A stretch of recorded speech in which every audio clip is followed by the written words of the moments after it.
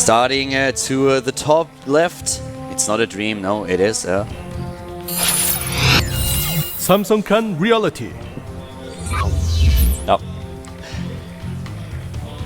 And here we have him with an interesting keyboard color here, light blue, starting against the Zerg player, of course, to the bottom right of the map. We have, coming from the Premier League, from the round of 16. LGIM KangHo.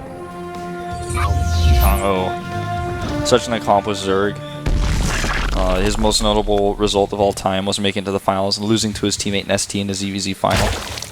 But he's always high up there. Somebody who will never go away.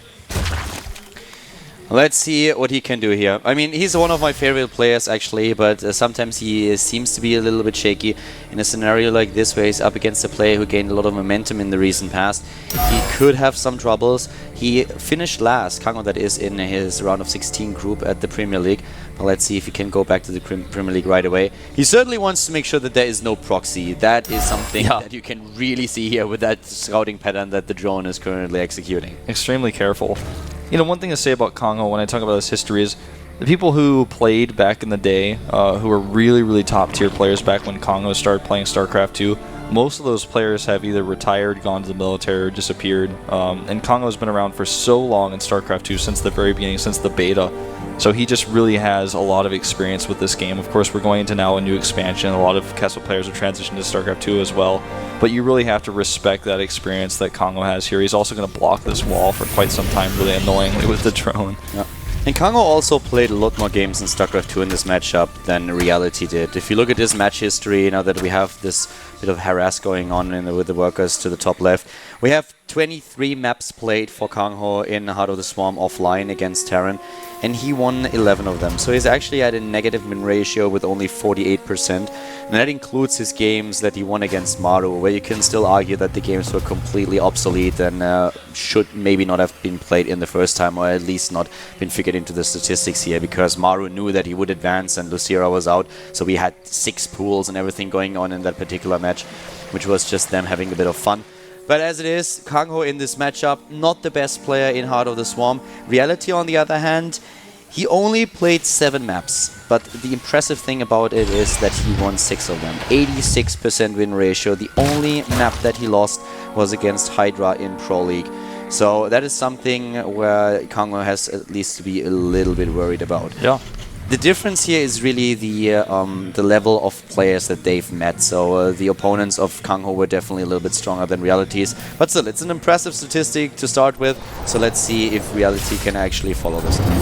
KangHo still has a scouting drone counter. The drone that he sent to scout and harass goes down to where the rocks are. So he's back there where Reality's likely going to take his third base. And for a while, it looks like he might even make a hatchery, but he just hit his drone far, far down in the bottom right corner. And with this drone, he can actually try to pop in and scout a little bit later. And this is something that Reality is checking for right now. He wants to make sure that nothing like that is going to happen. Really, really important that he does this because he doesn't want to get scouted early on. And he's sending a Marine over there. And the Marine actually should eventually find this drone to the top right. Yeah, it should find it at some point. What we have here for KangHo is now the third base, and this is always a bit of a point where the Zerg is worried, because with good drop play, you can really pressure a Zerg's third on this map. We've seen this between Symbol and Maru a lot when Maru was dropping at exactly that location. So you always have to be very meticulous with their scouting, and that's something that KangHo shows us in this game already. What surprises me is that we are apparently going to see Hellbats in this game. Yeah. But you know what? This drone does not see it. Yeah. Nice scout there by Reality, because if he hadn't found that drone early on, he definitely would have scouted it. For me, the question now becomes if it's going to be a Hellbat push, or if you really just see drop. And drop play would really disappoint me, because I have not seen it once in Heart of the Swarm after the recent patch been successful against any race. Same. It's just, yeah, the cone is good, but the damage that you need to successfully kill workers is just no longer there.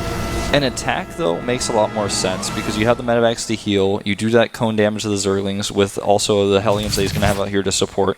I could really see that working out. I mean, most of the time what we see is just Hellbats at the beginning being dropped and then a follow-up back home where the Hellbats are trying to distract the Zerg player. The Terran builds back at home a couple of additional Hellbats, gets his Marines, maybe some Marauders into the game, and additional medevacs, and then attacks with everything together.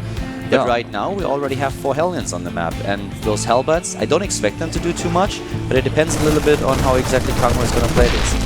That Overlord does go down. He tries to scout here. And the Marine production is very delayed. He actually stops Marine production again for a second. I was actually wondering if he was going to go for mech for a second there, but with the stem, obviously that's not going to be the case. He's not even faking it. But yeah, let's see how much damage this drop does. I don't foresee a whole lot. The Queen count at a pretty standard 4 here. The Overlord already is signaling back home what's going on here. Houston, we might have a problem. But You know, with the Hellions as well, we'll see. I don't think that those Hellbats are going to do a lot. He needs to pull his drones, obviously, here. And the Queens are already targeting the medevac down. This was... He doesn't even get a Queen here. And the Natural, though, a little bit exposed. This is the last concern. Yeah, but a nice pull so far, lining them up, but has Zerglings there, and KangHo shut that down easy. Yeah. Well... No, not even with the last hit. Not even with a hit. Yeah, and Reality in a terrible spot now. He's invested so much to this. Yes, he does have a third base coming up, but KangHo's had his for a while. He's also getting the upgrades much faster. I mean, the one thing that you have with the Hellbat attack in the current patch is definitely the element of surprise, because Zerg's like, what, really? Yeah, that's definitely true. That has to be a trick, right? We didn't really even touch on that, but I think that that's definitely part of this attack for sure. And here comes another drop at the third base, immediately the pull. He's also got the Spore Crawler there. The Lings here don't want to trade, but they're going to have to do something while the Queen goes to work on that medevac. Yeah, he needs to send a few more of those Queens over, or Zerglings at least, and that's what he's doing now. I'm surprised that he didn't try to take the medevac down, but now the next set of Hellbats is already gone. The supply in favor of KangHo. He has his 3 bases, he's going into lair, has still a decent amount of harvesters here. Zerglings on the map, 1-1 about to finish. He has really fast burrow too. He's using that right now to scout.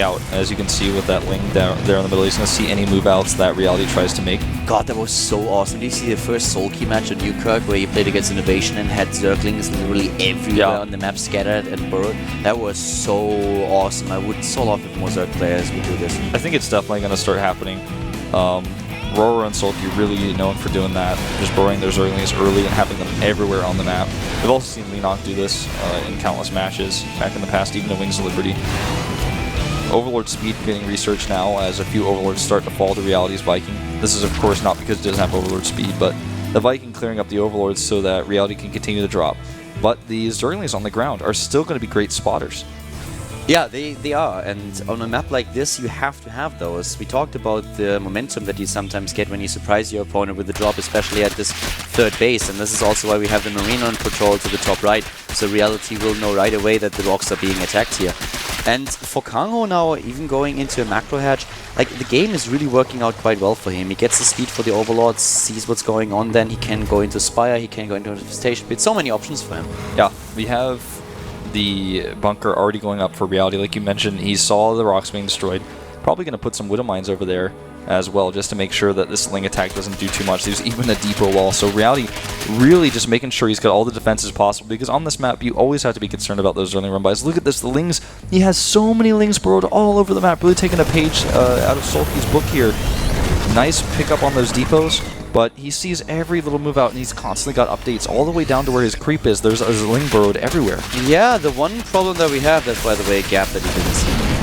The one problem that we have is that he only relies on Zerglings and Banelings. It's the only thing that he relies upon, and with good good Widow Mine hits, that army could just evaporate, but KangHo is most likely sending us few in just to trigger them, and now he has even Lings in the main base. Yeah, he really should have had that depot raised earlier. The Widow Mine shots here are decent. It looks like it will actually help him deflect the Ling attack here. Yeah, but Reality has now a slight supply lead, and he also has a pretty good bank. The 2-2 has been started for both, but once again, KangHo moves in, takes down the rest of the units, and there are still Zerglings in the main. They are burrowed, so Reality might have missed that, and even if he didn't, he will have to use additional scans. These Banelings over here as well, how is he going to use them? You know, he could blow up so many of those depots, which would be a big cost hole for Reality. But more likely, he's just going to try to go for the SCVs. A little bit of a Ling run by here. While he's distracted, he's running in now. Yeah, here come the Speed Banes. Banelings are moving in, and they are gonna blow up those supply depots. Yep, there we go. Well, that could have been done a lot better. Yeah. moves in with the Baneling in the end, but yeah, okay, there we go. We have the Spire Tech now being started. Supply block for KangHo. Needs to get those Overlords. 2-2, nearly completed for both of them. I'm More worried. Lings and more Banelings. I'm worried for KangHo because he's using a lot of his resources for those Banelings for an attack, but he needs the Banelings at home because Reality's moving out. He has a supply lead, he has an army lead. He moves in at the top left again. He has now units in the third base and also in the main, and this time there are not a lot of Marines left for Reality to deal with this, so he might lose a lot of his economy here, but the supply log for KangHo is becoming a big issue. Yeah, becoming a big issue indeed. The Widowmine shots here are excellent. The pickup is also good. Reality losing a lot at home though, like you said. Another burrow, and I don't think he saw that. I don't think so either because he's so focused on this drop right now. Can KangHo defend his third base? It looks like he will with the Spine Crawlers there, and here come those Banelings. He needs to pick up on the Medivacs. Yeah, picks up and leaves right away, trying to aim for that main base or the natural. Another set of drops is heading over to that base to the left side of the map. Spore Crawlers and Queens everywhere, just welcoming those Medivacs and waiting for them to happen. There are more additional Banelings, but they are next to a Widowmine, so as soon as they are on burrow, they will be taken out. I love Reality's multitasking here, clearing up so much of the creep at the same time. Another drop goes into the third base here.